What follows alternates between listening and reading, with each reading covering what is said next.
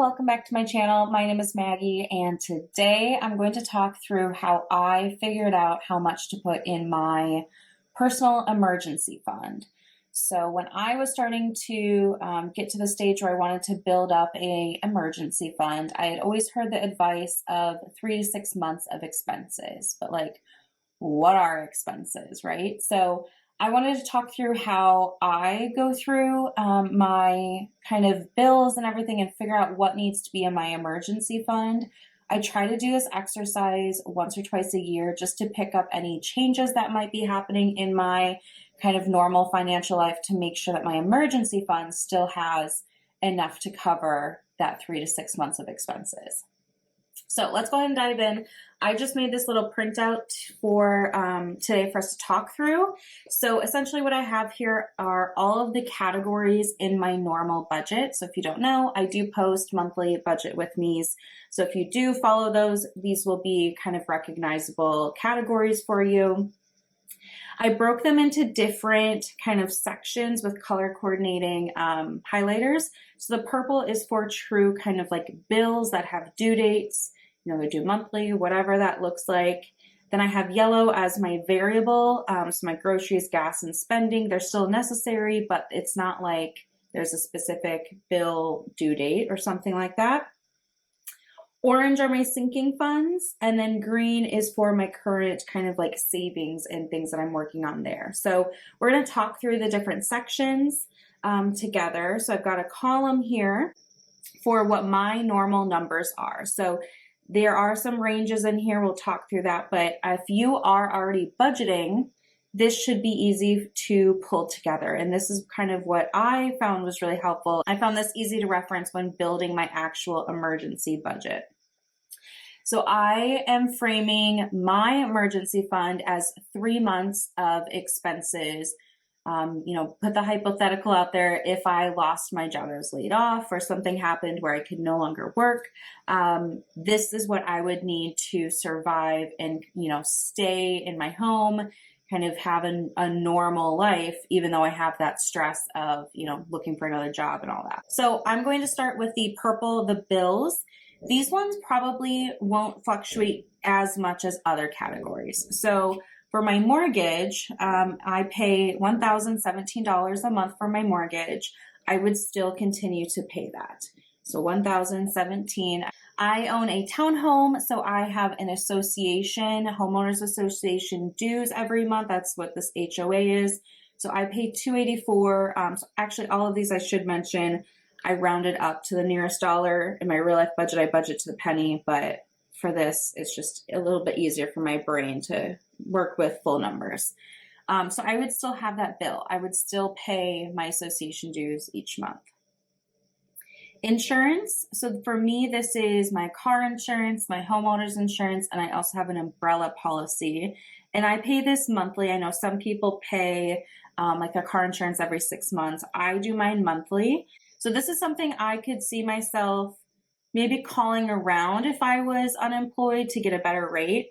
But I'm going to be a little bit conservative with my emergency fund, and I'd rather just plan to pay the $203.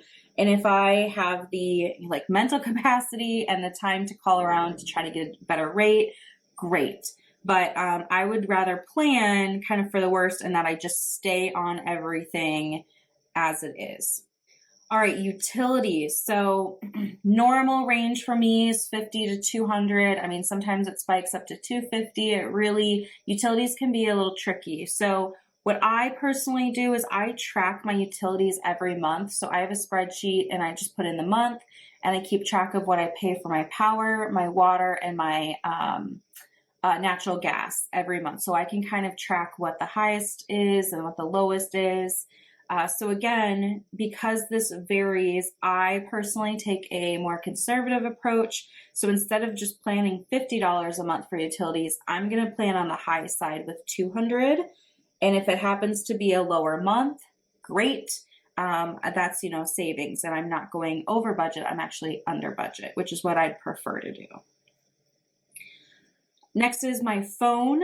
So I pay $86 a month. I would still keep my phone and my full service. That's really important, I think, for today's day and age. And also, if you're interviewing, you want to have a phone number that people can reach you at, potential employers, things of that nature. So that would stay. Then we have subscriptions. So 54. I currently have Amazon Prime, Netflix, and Spotify. Those are the three that I use. And then I do have a family member on my Netflix account as like the sub family, whatever. So I would plan to pay that like normal. And again, I can always maybe cancel on those services. I could tell my family member, okay, time for you to pay for your own account. That can fluctuate. But again, my whole philosophy for my personal emergency fund is I'd kind of rather plan for the highest possible and then be under budget and be able to make this money stretch further. So those are all of the purple ones. Honestly, none of these changed really. So that's kind of the first step, was just identifying what these are. Again, as I go through the year, if I have a new monthly insurance rate, I'll come through and just update that number so that I know where my fund is at and I still have enough. All right, next is the yellow. So this is the variable section. So groceries, gas, and spending. So right now I budget monthly. I just find it easiest. That's what I prefer to do. I know myself though, and if I were in this situation where I was unemployed, I think for these, I would go weekly and probably like cash stuff it just to make sure I'm not going over budget. So what I thought about for when I go through these is what would I need per week? So I've decided for groceries, because I would want to eat at home and, minimize eating out and all that, I would still budget $100 a week. That's roughly what I budget now, 100, 125, depending, time of year, but that's, pretty normal. For gas, I currently work from home, so I don't need a lot of gas, but if I was unemployed, you can bet that I'd be out there trying to drive to interviews and all of that stuff. So I could see myself needing a little bit more gas money. And again, I'm being conservative here. So I would budget probably $20 a week for gas. I may not need it. I may need it, but I'd rather have it than plan, for something less. And then personal spending. So this is right now, I use this for buying clothes, eating out, getting a coffee, like whatever, going to a movie, any personal activities. This is the kind of category I use. So I'm smart enough to know that cutting that out completely would be probably setting myself up for failure. So I would still give myself $20 a week. For you, that might be different. Maybe you want to go lower, maybe you want to go higher. But for me, I think having $20 a week still is nice. If I want to eat, like get a pizza or get a coffee, I could still do that. And have just a little bit of personal spending money, even though I'm paring back. Okay, so I have my weekly numbers here. The thing is that there are some months that have 4 weeks and some months that have 5 weeks. So I, again, on the kind of more conservative side for my emergency fund planning, opted to go with 5 weeks. So I'm going to multiply each of these by 5. And again, for the months that only have 4 weeks, then I'd have a little bit of extra money still in my savings account. So 5 times 100 would be $500 for groceries. And then gas and spending, 20 times 5 is 100 each. So that's what my monthly numbers would look like. And again, I would probably cash stuff that weekly just to make sure I stay, on track. So that brings us down to the orange, which are my sinking funds. So for me, I use sinking funds every month to put a little bit of money. These are categories. Some of them I spend out of more frequently than others, but all of these categories currently are things that I'm used to kind of having. So annual bills is one that I use to pay for any expenses and bills that I pay once or twice a year. So some examples of that is like car registration, filing my taxes and paying my taxes. I also have like a credit card fee of, $40 or whatever that I pay annually. I have a couple of subscriptions I pay for annually, like my workout app. So I right now budget about $120 a month for those. I know that there's things that I could immediately cut out of there. So I would still budget $100 a month for those annual bills because, again, you kind of assume like when it rains, it pours, that if I'm unemployed and I can't find a job, my car registration is still probably due like next month. So I want to make sure I have money for those like big important things. All right, next is Miko. Miko's my cat. So I would not disown my cat because I lost my job. My cat is my, part of my family. So I spend about 50 to 100 on him. So I would put this at 50 to make sure I could still pay for his supplies like litter and food. And then this also saves up for his annual vet visit, for his shots and things like that. So Miko would still need money no matter what. Then we have my incidental or a miscellaneous category. So I personally am a big believer in having a miscellaneous category in your normal budget. And I think it's even more important to have it in an emergency kind of bare bones budget because it's always better to have a little bit more cushion than what you think you need, just in case any of those bills end up being higher or you need something, you have a little bit of miscellaneous. So I keep $50 for incidental as well. Vacation though, this is where I would cut. So right now I've put about $300 to $600 a month into vacation fund, depending on kind of what trips we have coming up and planned. So this is something that would be axed. I would not contribute towards vacations anymore. I'm just focusing on getting like a stable job and income again. Beauty slash, really this should be like slash personal care. I budget 70 right now. I know that I would still want to have a little bit of budget for hygiene products like toothpaste and deodorant and shampoo. I probably wouldn't buy as, expensive of brands or try to make things last longer, things like that. So I would still keep something in here, but I'm going to reduce it down to 20 a month because I really think that I'd be able to stretch what I already have. And this is truly for like necessities. Car is also something I want to keep. So I would reduce this as well down to 20. I just know my car, again, the whole like you just have bad luck. I'd probably need windshield wiper fluid or like an oil change. So I'd rather have just a little bit set aside towards maintaining my car. And again, if I don't need it that month, great. It can, be used next month or something, but I'd rather have it there. Gifts I would not plan for. I always figured I could kind of pull out of miscellaneous. I could use my personal spending to buy a gift or make a gift for somebody. I also know that the people in my life that I give gifts to would be totally understanding that, if I'm down on my luck and I'm looking for a job and all this kind of situation that we're hypothetically playing with, it's fine if I don't give gifts for Christmas or something like that. Giving, I would also cut. I know this one, everybody kind of has a different viewpoint. I personally think that in a scenario like this, a kind of a crisis scenario, you got to take care of yourself first. But again, I could always use a little bit of my personal spending money if I felt inclined to donate or, cause something like that. But I wouldn't have a planned giving line item. Health, I use this right now for like over-the-counter meds, things like ibuprofen or cold and flu medicine, Pepto-Bismol, whatever. So I would still want to keep a little bit there. So probably like $20. And again, if I don't need it that month, great. But I think about, okay, what if I get like the cold or flu? Of course, like I want to make sure I have a little bit of budget. Home, also gonna do 20 instead of 50. This, I wouldn't be buying candles and cute decor, but things like toilet paper and, laundry detergent, like the basics, hand soap, I think is still critical and important to have. So I would reduce that. So that is the sinking fund section. So overall, I cut 3 altogether, and then 4 of these were reduced down. 5 of these, with annual. So, still have budget for some of these things, but really kind of critically thinking about, do I really need the full amount? So then the last section is savings that I have in green. This is kind of, for me, all nice to haves in this hypothetical scenario for my bare bones. I would not contribute to any of these. So I have my emergency fund right now. I put $20 to my emergency fund every month. just to keep it building.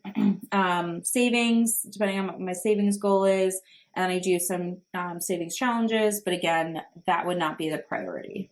So those three were slashed. So what I do next is I tally up what this total would be, and I cheated and did the math beforehand so you wouldn't have to see me stumble through. This would be $28.24. So that's my 1 month kind of emergency home budget. So the next part was after I identified, okay, well, what is my 1 month of expenses? What is then that 3 months? So what I did is I just went through the same list, multiplied everything by 3. I'm going to, with the magic of YouTube, just go ahead and fill them all in. So here is where we are. I've got everything multiplied by 3. And this total would be, let's see here, $84.72. So when I was first starting to save for my fully funded emergency fund, this number scared me. It intimidated me. It felt really, I don't know, kind of big and hairy. So I personally went and just tried to save, okay, just focus on 1 month. And then the next goal would be focus on saving another month until I got to the 3 instead of just focusing on this big number. But obviously you can use your emergency fund for other things. But I think that the job loss, you know, kind of maintaining your home and your day-to-day life is a great exercise, because I think a lot of the other types of emergencies would fall within or under this number anyway. So that's how I based mine. I will say I personally added a cushion to mine. So I added an extra $1,000. So mine came out to being more like $9,472. I personally just wanted to add that extra $1,000 to have a little bit more buffer and cushion for my emergency fund. I keep my emergency fund in a high yield savings account, except for that $1,000 I keep in physical cash, and that is in a safe, locked up and all of that in our home. But that way, I don't know, I've been through some minor like natural disasters, nothing crazy like, you know, hurricanes and things like that. But we've been in some pretty bad power outages from storms and things like that, where the stores, you know, if you needed something from the grocery store or whatever, only accepted cash and not, you couldn't even go to an ATM because there's no electricity to power the ATM. Like, you just kind of needed cash on hand. So I like to keep $1,000 in physical cash in like various denominations. And then the rest of it I keep in a high yield savings account to earn interest. The interest rates on high yield savings accounts are really great right now. So I think it's only positive. You do have to be a little bit disciplined to make sure you don't tap into it. But I think for me anyway, when I went through this whole scenario for the first time of like, okay, imagine you've lost your job. How grateful will you be that you have enough to cover these bills and I can still go buy, you know, mouthwash if I need it and whatever. That exercise really made me feel grateful when I did save up this amount and I didn't want to touch it. So I know everybody's different, but that for me was the key of like putting the mindfulness behind the number really made it kind of like feel real and honor the money that I had saved and what it's there for. I also personally add in my normal budget $20 a month to my emergency fund. It's just to kind of keep up with this. Like I said, I go through this exercise once or twice a year and update my numbers as my bills and things have changed. So having that $20 a month, ultimately I'm adding $240 to my emergency fund a year. And so it just helps with any of those discrepancies. Like, you know, my HOA tends to go up about $10 a year. So, you know, all of those things are kind of factored in, and I don't feel the need to then like pause on other financial goals to top off my emergency fund. Just kind of hanging in with it along the way helps. So anyway, that was a lot of talking. I hope that this made sense to you and was helpful. Again, this is just how I did it. I know everybody, you know, manages their money differently, but this is what I've done. My fiance and I are getting married next year, and this is an exercise we will be going through together to add in his expenses and we will be reevaluating our emergency fund to make sure we have enough. And we'll kind of take the viewpoint of that we're both unemployed and this is what we have to live off of. So we will also decide if we're still comfortable with that 3 months, or if we want to move up to the 6 months. But certainly I could do the same exercise and just take these numbers and multiply it by 6 instead of 3. So anyway, that's it for how I figured out my emergency fund number and why my number fluctuates. It's never going to be the same every year, but I hope you found this helpful. Let me know how you are doing with your emergency fund, if you're currently saving for it, if you have it saved, if you're topping it off. I'd love to hear from you in the comment section. And yeah, that's all I have for you. So thank you so much for tuning in, and I'll see you in my next video. Bye.